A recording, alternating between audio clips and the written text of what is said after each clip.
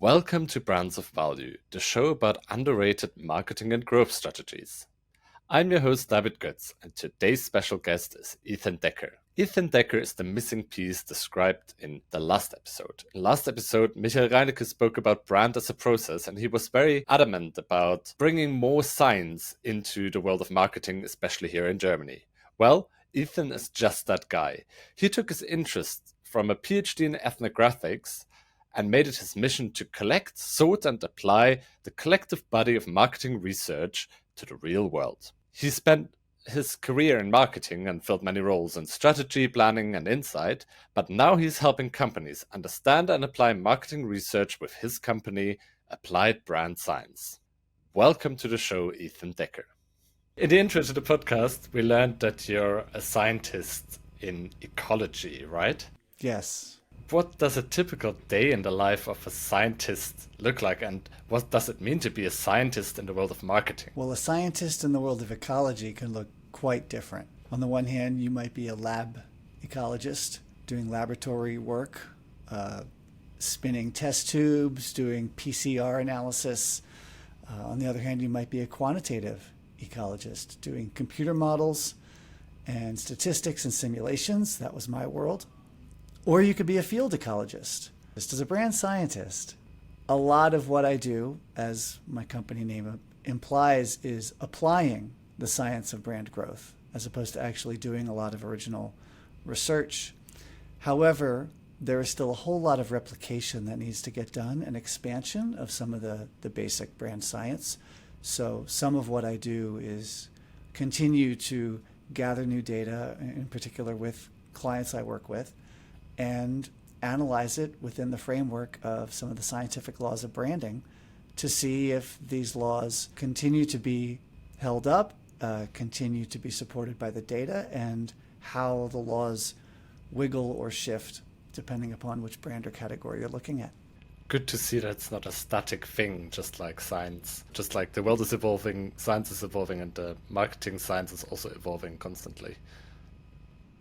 Now, I'm on a mission to change the rather negative perception of marketing, and I want to do that by showcasing the most effective strategies, tactics, methods, little tidbits of knowledge, and that's one of the reasons I think we really fit together well. One of these core fundamentals that I believe in is that business always is based on an exchange of value. To get the basics straight, what is value to you in the context of business? Value, in the case of being a producer or a brand, I think quite simply means taking something of low quality and adding something to make it higher quality. So if you're taking sugar cane and turning it into rum, you've added value. And so you should be able to charge more for the rum because people don't have to distill the sugar themselves, or the molasses, technically. In a service, maybe you're taking a massive amount of data and information and simplifying it so that people can then use it better, which is one of the ways I add value in my company. And then when it comes to the exchange with a consumer, the primary issue of value, I think, is they give you money and you give them that product or service. I think there is some confusion that somehow after you give them the product or service, they're supposed to give you more in the way of love or loyalty, but the primary value exchanges in a financial economy, they give you money and you give them a product or service that makes their life better. Well, that's already one myth busted. I'm sure there'll be more to come during our session here. I did a little digging, and just to set our podcast up a little and to set up how people are going to get value out of the next 45 minutes about ish that they'll listen to us, I dug up your very first blog post, and I'd like to read it to people, and I think that should set up pretty well for what's to come in the next few minutes. One thing marketers often totally miss: there are many, many ways to skin a cat. Emotional stories, consumer behaviors, influencers, celebrities, social media, outdoor, purpose, all of them can drive sales, share, and profit. There's not an obvious formula for advertising. Paradoxically, another thing marketers often miss: the most effective marketing sticks to some fundamentals and follows the natural laws of people, buy, and how to grow brands. So, there is a framework for growing your brand. That's the rub. Knowing which things in marketing don't change and which do. And then I read another post of yours, which kind of puts the whole problem into perspective. Half the ideas we have about advertising are wrong. Trouble is, we don't know which half. And this is where you come in, right? This is the kind of problem you're solving for, helping people understand what ideas about marketing are right and which are wrong. The ball over to you. First of all, good on you for digging up my first blog post. I have not read that in a long time, and I'm pleased to say I think it holds up pretty well. It also holds up really well with the way I approach marketing and branding and what I call brand science, which is nowadays I differentiate three things. One is these laws. Laws are, as you say, things that don't change. Things like gravity or things like friction in the world of physics. And we have those, and most people have no clue they exist. So that's the first thing. Then there's the second thing, which I call levers. And levers are things you can pull, which work sometimes and not others. Brand purpose being one of them, a mascot being another, a jingle being a third, direct mail being a fourth, etc., etc. And the third one, which I don't include there, is, you could call it bullshit, for lack of a more technical term. But certainly it's the things which are just hoopla and hooey and aren't really true at all. And the problem, as I guess I did right a long time ago, is we confuse the three. For instance, Gary Vee, I think, is extremely bullish on having a social media presence and posting multiple times a day. And he thinks you have to do that if you're a brand. It's a law of branding. And he thinks TV is dead because he personally doesn't watch TV. So he's confused his own personal experience and a lever that he likes, posting multiple times on social media, as a law. On the other hand, I don't know if he knows the actual laws, like the negative binomial distribution, aka the banana curve. So that is one of the fundamental problems, is people still confuse laws and levers and hogwash. And that means they're leaving money on the table, right? And that's an issue. All kinds of issues. They're believing in fairy tales that don't actually work. They're spending money trying to push water uphill. Water does not flow uphill. And then, yeah, they're chasing false gods and doing things that are both inefficient, but more importantly, ineffective. Your whole idea is that marketing should be based in science, right? But is there still a case for some aspects of gut-based decision-making in marketing, and does it always have to be scientific? Again, the reason I think I have laws and levers is because I think it is still very much a science and an art. I think that the science part is often underappreciated by those who love the art side, and vice versa. The art side is vastly underappreciated by those who want structure and formulas and a scientific approach to marketing. A way I say it when it comes to physics is the laws of gravity and propulsion can tell you how to make a plane fly, but they can't tell you how to make people go, wow, when it goes by. So your case is for more harmony between the two different aspects as well, not just Indeed. one thing. Yeah, Sorry. it's an understanding of both, and then it's a harmonization.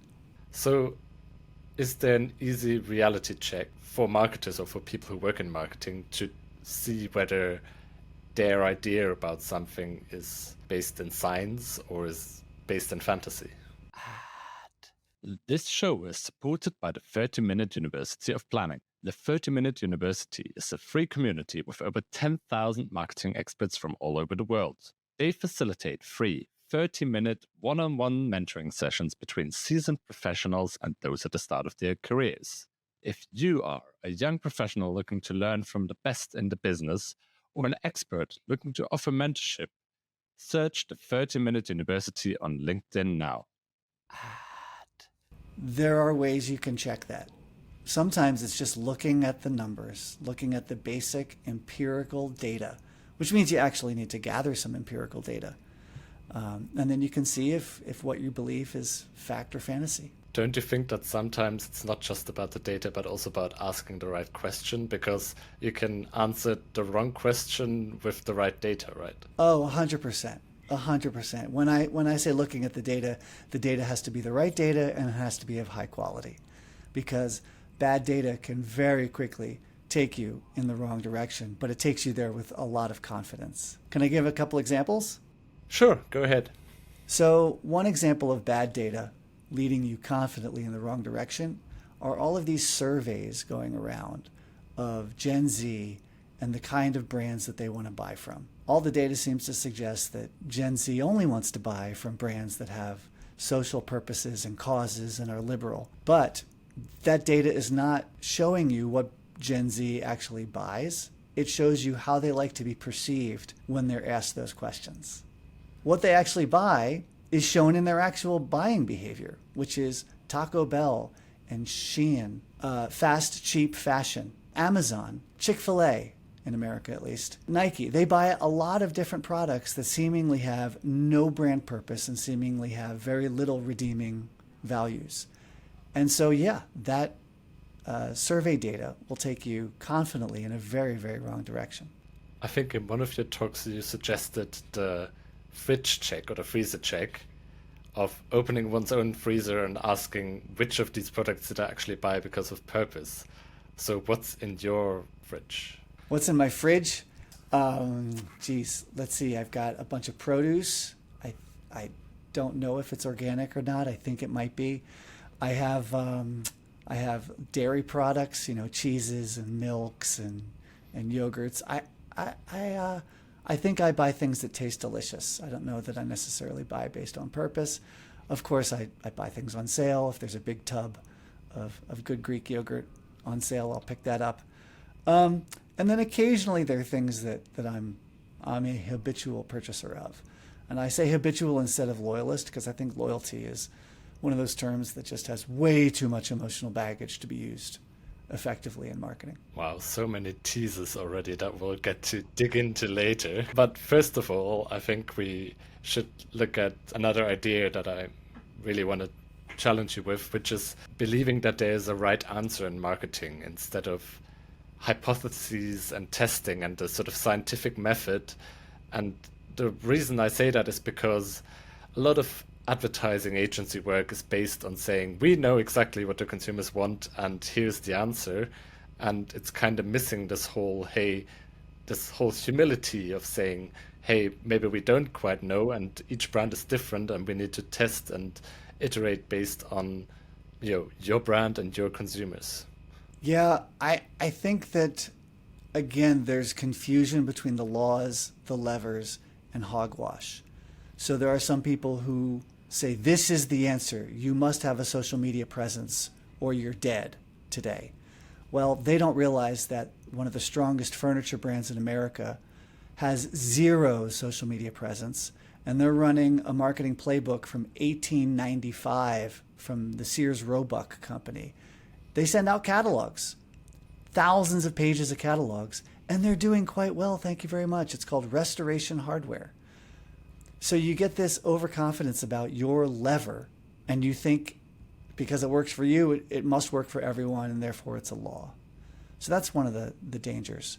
I think on the flip side, again, there are laws that people don't even know. So for instance, there is a fairy tale that you can have a brand that's a niche brand with a small number of very highly loyal customers. And I'm using their terms because that's what they talk about. I'm a small niche passion brand with a lot of loyal customers. If you look at the purchasing data, quite simply, either lifetime purchasing or annual number of purchases or annual number of dollars spent on you, and look at how many of your customers are truly loyal and heavy buyers, you're probably going to find it follows a law-like behavior called the banana curve, where you've got a whole lot of light buyers, a few medium, and very, very, very few heavy buyers. We call that the 80-20 rule. It could be the 50-20 rule. It could be the 90-20 rule. 80-20, we love 80-20 because it adds up to 100. It's poetic. It sounds musical, but it could be wrong. So you got to look at the right data to see what's a law and what's a lever. How does that binomial distribution idea and the law behind it fit into the idea of 1,000 true fans? So when you're saying 1,000 true fans, I think you're saying that all you need is 1,000 true fans to be a healthy company. I've heard that one. And in a way, that could be true, that if you reach 1,000 true fans that pay you well and actually buy you and aren't just fans, like Ferrari, there are lots of fans of Ferrari, but very few of them own a car. The other thing that's probably not noticed in that sense of 1,000 true fans is if you have 1,000 true fans, you probably have 10,000 lightweight visitors. And you're not even counting them because they're not vocal, they haven't come back in a while. You ignore them because you're tending to your heavy-duty fans. And what you mentioned there, the negative binomial, yes, that's one of those law-like patterns. Everybody knows about the bell curve because it has a fancy nickname.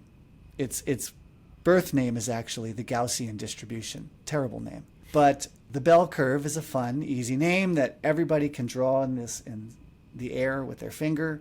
And you think, well, that's what everything is distributed like. Human height is the bell curve. Buying patterns are not a bell curve. Buying patterns are a banana curve, where it's high on one end, where all the light buyers are, and really low on the other end, where the heavy buyers are. And that is technically, its birth name is the negative binomial distribution. But as Weimar Schneiders likes to say, it should have a nickname too. It's the banana curve. Makes it a lot easier. And I think that's one thing that both scientists and marketers often misunderstand. They put a lot of fancy words before people and then sell based on that. So I like your approach of saying it's the banana curve and then giving the back end to people that really know their stuff about maths and science and all of that. So we've talked about the banana curve. You've touched a little bit on repertoire buying, but could you dig a little bit deeper on that? What does repertoire buying even mean? This is another one of those law-like behaviors that we see over and over. We still need to replicate in more categories and more industries, but the notion is people buy a repertoire of brands. A repertoire is a small set. Like if you're a musician, you have a repertoire of songs you play. If you're a consumer, and all of us are consumers, if you eat food, let's say, you have a repertoire of brands that you buy from. You might have a few different pasta sauces you like. You might have a few different hot sauces you like, or a few different types of bread or crackers or whatever the food is. You probably have between 1 and 4 different brands for any of those categories. Now, the same is true for big expensive things like watches and luxury handbags and cars. It's even true for education. Very few people get their bachelor's degree, their master's degree, their PhD, their JD, and their MD all from the same school. It's very common for people to have a repertoire of brands they bought their education from. I myself went to Oberlin for college, and I went to University of New Mexico for graduate school. So this is normal. And in fact, again, the size of the repertoire is itself a negative binomial distribution. It's a banana curve. So lots of people have small repertoires of 1, 2, and 3 for most products. And then a few people have very large repertoires for some products. And all of us have small repertoires for some things and large repertoires for others. If you're really into hot sauce, you probably buy a lot of different brands of hot sauce. In my case, I'm into spirits. I run a speakeasy from my garage. And I have a massive repertoire of spirits that I buy. But some people only buy 1 or 2 brands of whiskey and 1 or 2 brands of schnapps. Awesome for going into detail with that. One question popped up for me with that. In creative strategy, you often talk about different stages of awareness. We talk about problem awareness, we talk about solution awareness, we talk about category, or as we might call it now, repertoire awareness, and then about specific brand awareness. Is there even a point to advertising for the specific brand when people buy repertoires? Oh, absolutely. Absolutely, because you still want your brand to be chosen over the other brands. If you are in a new category, let's say you sell mushroom coffee, which is a new thing, instead of coffee made out of coffee beans, then not only are you trying to grow the category, but you do still want people to pick your brand over others. And the same is true for old categories like tires. If you're Michelin, you still want people to pick Michelin over Goodyear. You're not just advertising tires. Now, we've talked about two of your laws already. Is there a third one you maybe want to bring closer to our audience, and then the other ones are going to stay a mystery until people come and maybe find another one of your talks? Sure. There are quite a few laws, and for each one, there are many, many implications. So you could spend a whole day doing a workshop unraveling the implications of a single law. And I've done that. I have clients who sign up for a long series of trainings and work, and we get deep into it. However, one of the other laws that I think is just vital is about how people make decisions, because that applies to every brand, every category, every industry, B2B, B2C, nonprofits, education, etc. And if you don't understand how humans make decisions, then you're going to be doing a lot of very useless marketing. And one of the fundamental ways that the brain operates is to be what's called a mental miser and do the least amount of thinking possible. For instance, in Germany, you probably have a very simple selection of toilet papers. Fairly simple. A couple yes. brands, a couple pack sizes. In America, it's maddening and dizzying to go shopping for toilet paper because there are at least 5 to 10 brands. Each brand has 2 or 3 different flavors. There's extra strong and extra soft. They tell you how many different sheets are there per roll, how many plies per sheet, how many square inches or square centimeters per sheet. It's dizzying to do toilet paper math. It's a pain in the ass, and most people don't want to do it. We just want to find a toilet paper that's good enough and that worked as well as the last time, or it's the one that my partner loves and I don't want to piss off my partner. We are mental misers, and it means we do the least amount of work possible to choose things from toilet paper to cars. And a trick there that the brain uses, that humans use all the time, is we replace hard questions with easy ones. A hard question is that new all-electric BMW a high-quality car? That's actually a really hard question to answer on your own. So we replace it with an easy question, which is, what does my buddy buy who knows a lot about cars? Or which one is the most expensive? If it's expensive, we assume it's probably better. And the BMW is more expensive than the Hyundai, so we think it's better. So if you don't realize that one of the fundamental laws of shopping is that humans don't want to do toilet paper math and that we replace hard questions with easy ones, you're going to be wasting a lot of time trying to educate and focus on RTBs and focus on all of these logical, factual things, when in fact, sometimes it's just a matter of, wow, when I close the car door, it sounds like a nice, beautiful luxury car versus a tin can.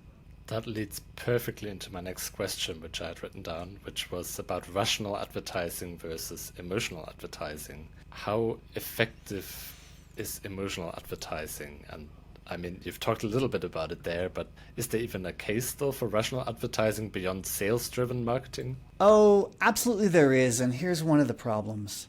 One of the problems is rational and emotional are caricatures of how humans think and how decisions are made. Every decision is a mix of rational and emotional. And in fact, emotional responses and emotional choices can be extremely smart in the sense that an emotional choice can be an intuitive choice that is based on years of training. You might not have the conscious understanding of why you made that choice, but you have an instant gut emotional response, and it's very, very smart and very, very accurate. So in fact, I've kind of moved away from rational and emotional. I think it's a fallacy like the heart and the mind that takes us in the wrong direction with our decisions and our debates. We start debating emotional versus rational, when instead what we probably should be discussing is conscious versus unconscious, or effortful versus intuitive.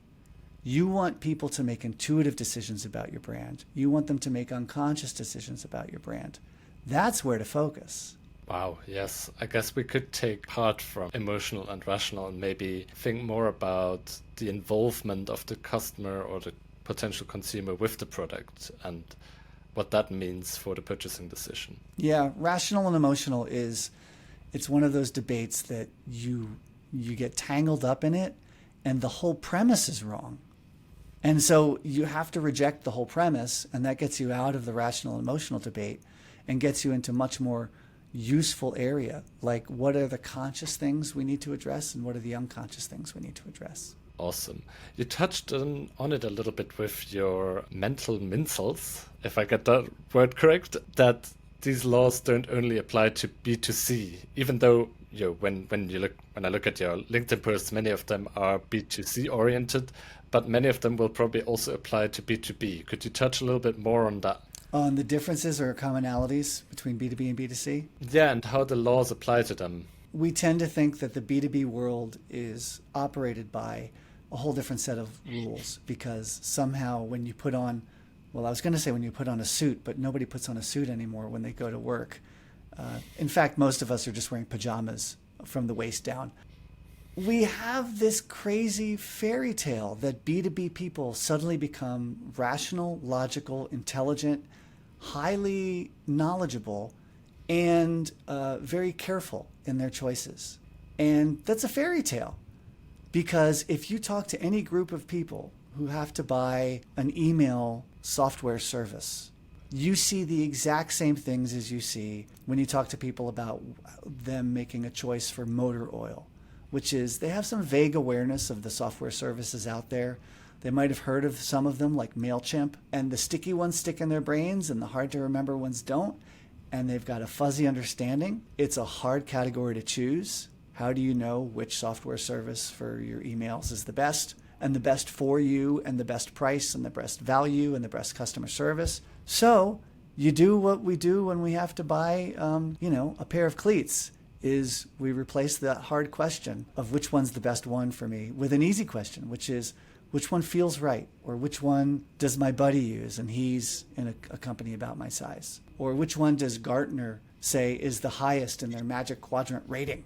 So it's the same. It's remarkably similar, but we have this fairy tale that once you enter the business world, you're not the same mushy, leaky, lazy-brained human you are when you're watching Game of Thrones or the Euro Cup. So people are just people, and it doesn't really matter too much in which context, whether business to business or business to consumer, they just still act as people.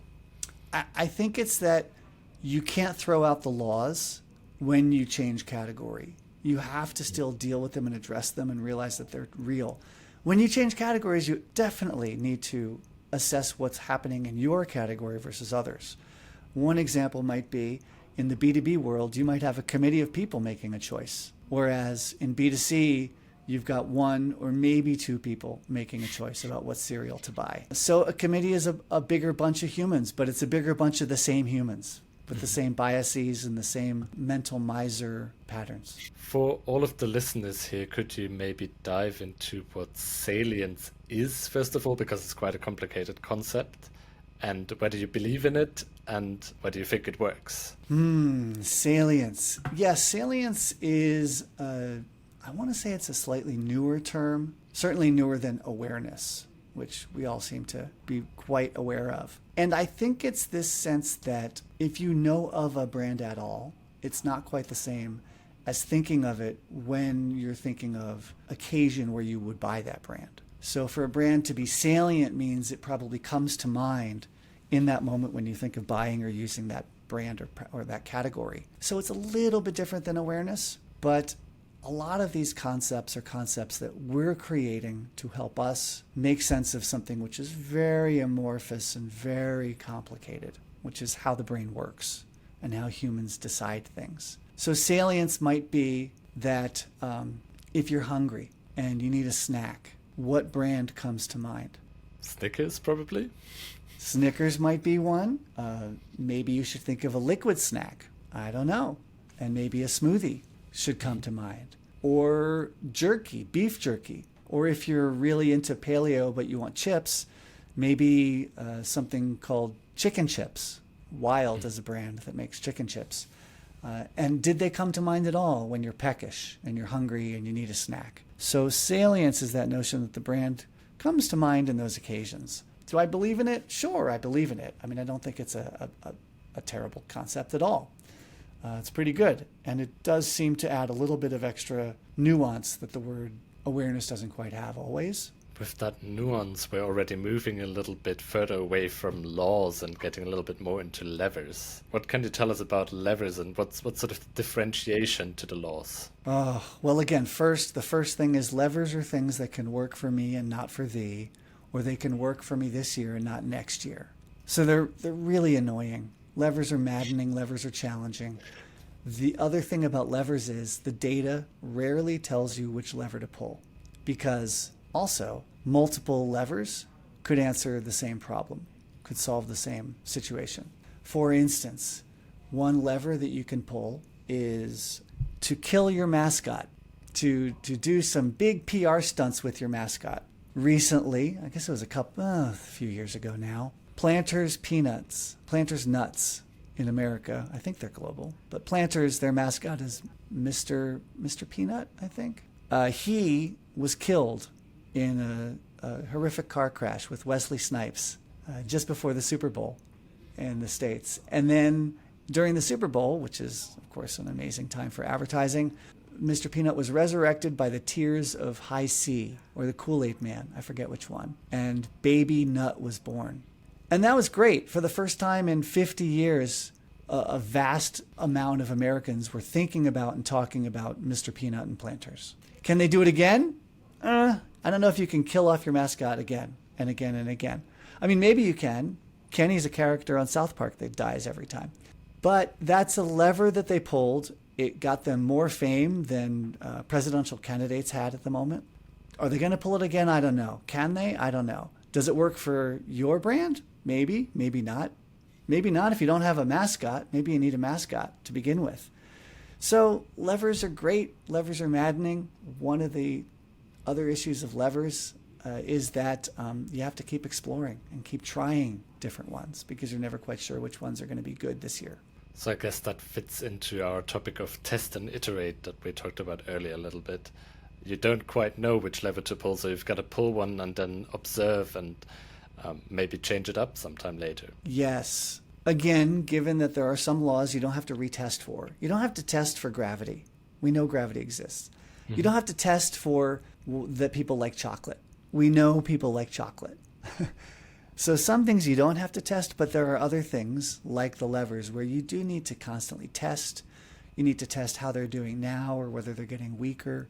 And you have to continue to explore. I'm a big fan of a principle called explore and exploit. And this actually comes from my background as an evolutionary biologist, an ecologist, which is all organisms have to continue to explore different options and opportunities because the environment keeps changing. The classic example is bees and flowers. Bees love pollen. They gather it and take it back to their hive and make honey out of it and grow babies out of it. But they need to go find it. And so they have to explore their environment. And then once they find a bush or a tree where the flowers are blooming and there's lots of pollen, they exploit the hell out of it. And all the bees, they do a little waggle dance and communicate to each other of where to go to get all the pollen. And they all go there and start pulling it all back. But there's some lazy, weird, free-thinking bees who don't do that. They're still out there exploring because eventually that bush or that tree will lose its bloom and all the pollen will be gone and the flowers will be dead. And the bees have to go find another source of pollen. That's the same with brands. If you are doing marketing, you find some great bush, a great tactic or a great strategy, you still need to probably be sending out sentinels to other tactics and other strategies for when the market changes. Now, you made quite a clear case against pulling the lever twice. For example, with Mr. Peanut, with the lever of killing your brand icon. Is there a case for repeating an ad nearly unchanged? Because I once read some research on that quite often when you have a winning ad, rerunning it is better than making a new one. But how the world of advertising works, the marketing manager has to prove that they're doing something and then Right. change the ad and actually perform worse. So Right. what's your take on that? Yes. So first of all, let me clarify that I don't want to come across as saying you can never pull the same lever twice. I'm saying that levers are sometimes really annoying because sometimes they don't work a second time, which is frustrating. But if you find a lever that works, hell yes, you should stick with it. If Restoration Hardware is having success with their catalogs, stick with your catalogs. Keep sending them out. Send them out every damn year. In your case, you were saying if you have a good advertisement and it's successful, hell yes, stick with it. If you have a good campaign, absolutely stick with it. Because for both of those, odds are good. Most people have never even seen it. Odds are good it's going to be effective much longer than you think it will be. Odds are good that if you tweak it and come up with a slightly different example of that same storyline, that will actually build like compound interest and make people remember the whole campaign better.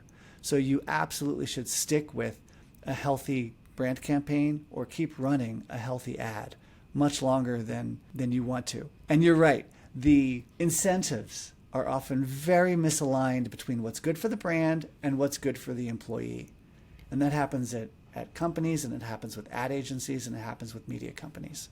If those two things are misaligned, you get that situation where the employee, let's say the brand manager, wants to make their mark. And so they want a new campaign. They want to make an ad that they've greenlit. Meanwhile, the brand might be much better served by rerunning the same ad about tasting the rainbow over and over and over again. So yeah, that's a challenge. I guess that plays into memory structures as well. Just pure repetition quite often works until obviously you might get tired of advertising. But until you do, that might work. Now, Ethan, is there any question about laws or levers that I should have asked so far that I haven't? Well, no, your questions have been pretty darn good. I think we've covered some of the biggest issues of awareness of the laws, of telling apart laws versus levers versus hogwash, of the importance of testing levers and constantly doing an explore, exploit thing with your levers. No, I think that's a good introduction. It's a good start. Absolutely. Then we come to your third little bit, which was bullshit. And I'd like to challenge you to maybe call out an international brand right here on this show that you think is currently doing bullshit. Sure. Well, here's one. It's I don't know how up to date I am on it, but I know that recently Unilever had fully committed themselves to making sure every brand in their vast portfolio had a brand purpose. And just for fun, I want to look up some of the brands that Unilever owns because some people might not know. They own personal care things like Dove and Axe, but they also own food like Magnum chocolate, and they own cleaners like Persil. I think they own mayonnaise brands. They own a lot of different brands.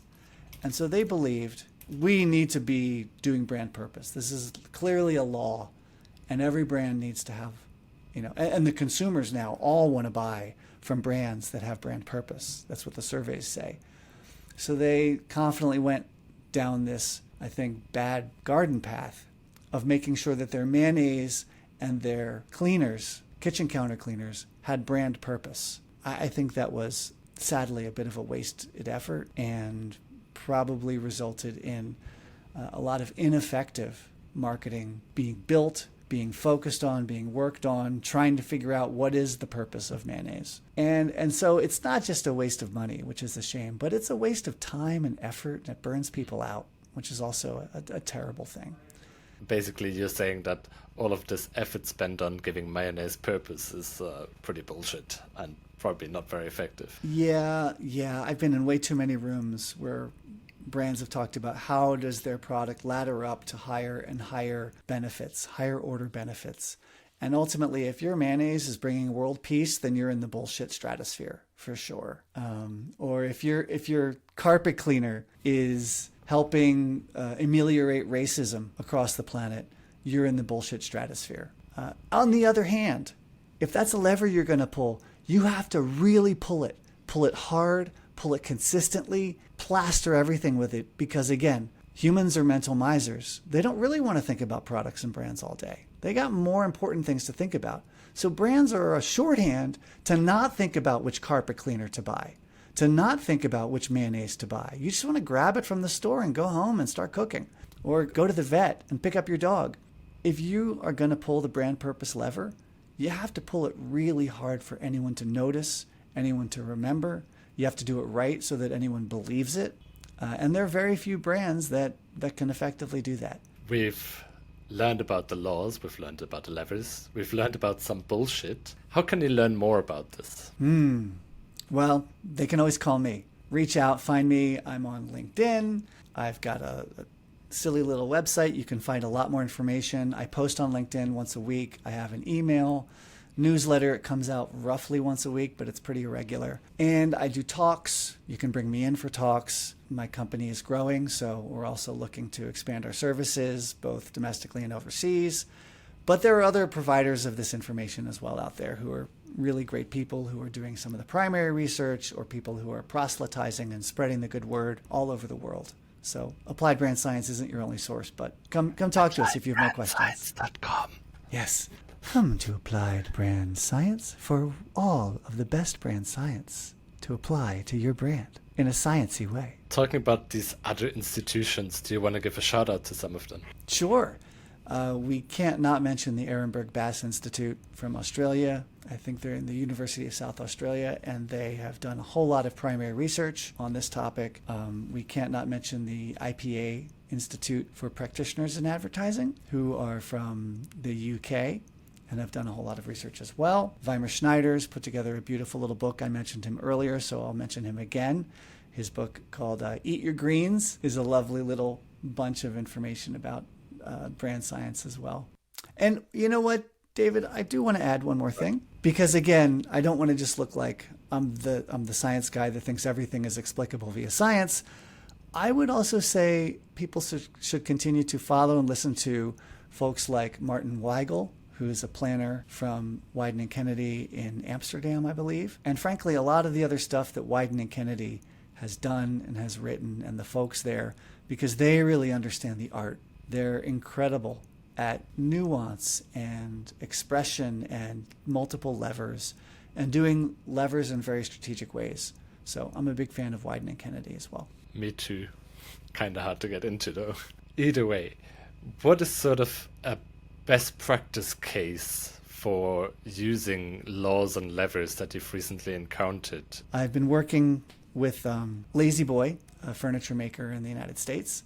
They brought me in to go through the laws and levers, and it's really helped them stop doing some things which were less effective, that were more focused on fairy tale, and really focus on how do you grow in a way is based on empirical evidence, like the banana curve, is based on laws like the mental miser. And that's enabled them to readjust their efforts to expand their audience, and yet also not just do it in ways that are more effective because they're following the laws, but to start to pull more levers.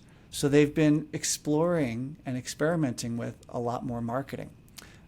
One of the things they did recently was a partnership with Garfield, the movie. And I don't know the last time they've done that, but they came out with a Garfield Lazy Boy chair in custom colors and custom features in order to let people know they exist, let people know that they're still a great brand, that they're still high quality furniture for when you want to kick back and have a lazy afternoon or lazy weekend. Now, we've got some people listening here on this podcast from startups, and startups obviously have very limited resources and maybe can't even afford to hire you or really spend a lot on marketing. What's one thing or one law or one, maybe even a lever that you would pull as a startup? Startups are in a situation where the laws do seem to apply, but other things do also seem to apply that might matter more. My metaphor for this is, if you're in a vehicle traveling on the ground, gravity matters a lot. Obviously, if you're going uphill in a truck full of furniture, it's going to go slowly and it's going to use a lot of gas.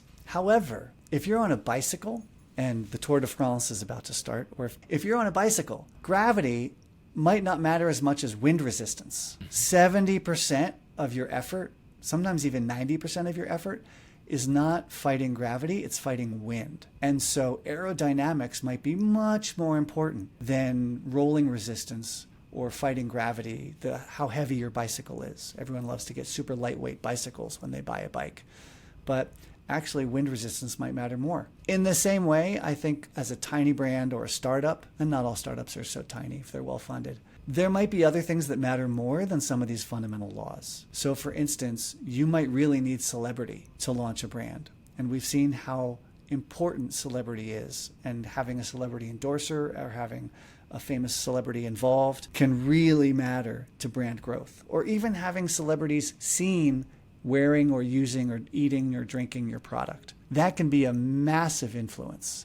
And that might matter more than a lot of other things that matter to big brands. But yeah, tiny brands and startups, they benefit from understanding the laws and levers. Absolutely.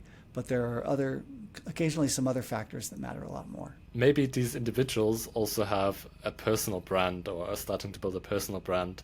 Is there anything that can be pulled from these very large laws and levers that we mostly think of as working for companies down to a personal level, and how would we apply that? I think they are very similar. I think that in this sense of building up your own personal brand, one of the things you face is something that every brand struggles with, which is, as we talked about earlier, awareness or salience. Do people even think of you at all? I think it's misattributed to Eleanor Roosevelt, the former First Lady of President Roosevelt, which was a quote that said, "Darling, you'd worry much less about what people think of you when you realize how little they think of you at all."